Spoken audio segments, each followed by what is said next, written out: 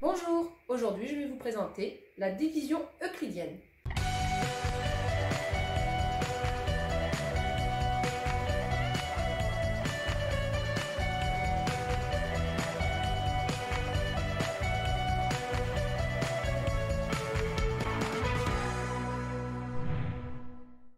Alors, qu'est-ce que signifie euclidienne? Ça signifie qu'il s'agit d'une division entière ou par des nombres entiers. Il n'y aura pas de virgule. Tout d'abord, comment maîtriser la division euclidienne? Il faut connaître ces tables de multiplication de 1 à 9, alors si possible par cœur, c'est plus facile, et également savoir poser une multiplication à 1, 2, 3 chiffres. Alors il n'est pas nécessaire de savoir poser une multiplication à virgule, mais une multiplication de nombres entiers, c'est mieux, c'est préférable.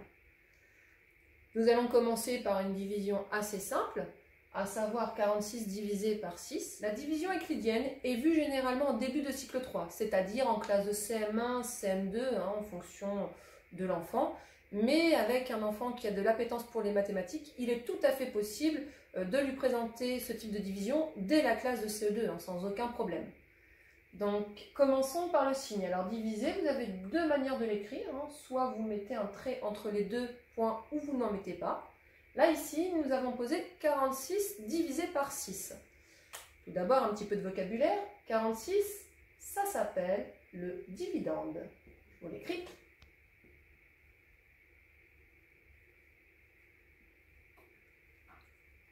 Et 6, alors, 6, c'est le diviseur. Oui, on divise 46 par 6, donc ici, ça s'appelle le diviseur. Le nombre qu'on va trouver, celui qu'on est en train de chercher, lui s'appelle le quotient. On le positionnera juste ici, vous voyez, quand on aura fait la division. Et enfin, comme dans notre nombre, comme on ne fera pas une division avec une décimale, et bien ici, on aura ce qu'on appelle le reste. Voilà, vous êtes prêts? Alors on y va. 46 divisé par 6, qu'est-ce que ça signifie? Ça signifie par exemple que j'ai 46 bouchons et que je souhaite faire des paquets de 6. Combien de paquets de 6 je vais pouvoir faire avec 46 bouchons? Eh bien on va voir ça tout de suite.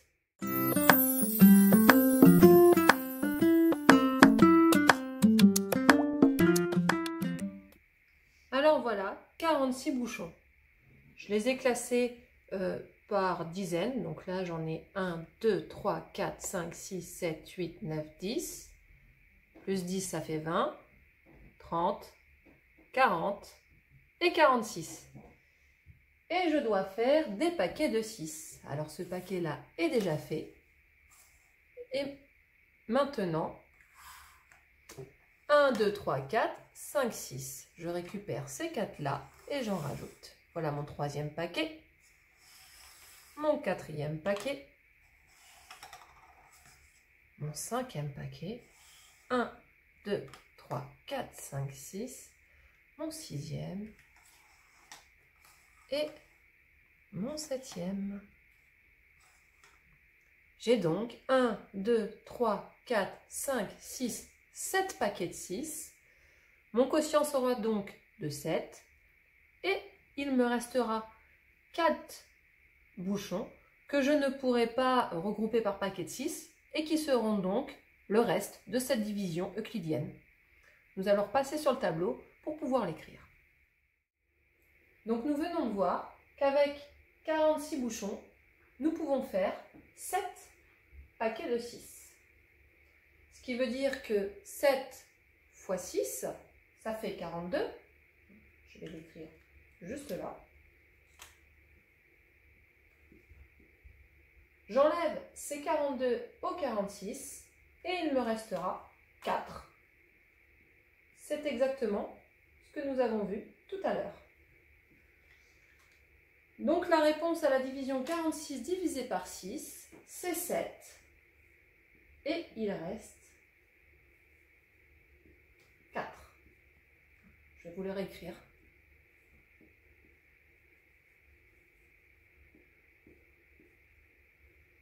Mais nous avons également une autre solution pour écrire cette division.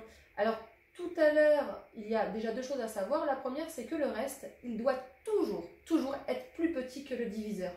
Parce que si le reste, par exemple, avait été 10, qu'est-ce que ça veut dire? Ça veut dire que je pouvais encore faire au moins un paquet de 6. Donc le reste, là, doit toujours être plus petit que le diviseur. D'accord? Ensuite, je peux dire que 46, c'est égal à mon diviseur, multiplié par mon quotient, auquel je rajoute mon reste. Alors, les parenthèses ne sont pas nécessaires lorsqu'il s'agit d'une multiplication. Mais étant donné qu'on est en classe de CM1, on n'a pas encore vu l'ordre des priorités.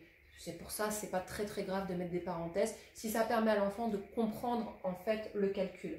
C'est-à-dire savoir que le dividende, c'est le diviseur multiplié par le quotient, auquel on rajoute le reste. Et maintenant, à vous de jouer. Comme vous avez pu le constater, j'ai utilisé des bouchons de bouteille, mais j'aurais très bien pu utiliser un jeu de cartes, des pions. L'important, c'est d'avoir le matériel en grande quantité. Et puis, vous trouverez sur le site éducationhappy.com des fiches pédagogiques et des exercices d'application ludiques mais efficaces. Donc, je vous dis à très vite. N'hésitez pas à vous abonner et n'oubliez pas, le plaisir de votre enfant doit toujours être le plus important.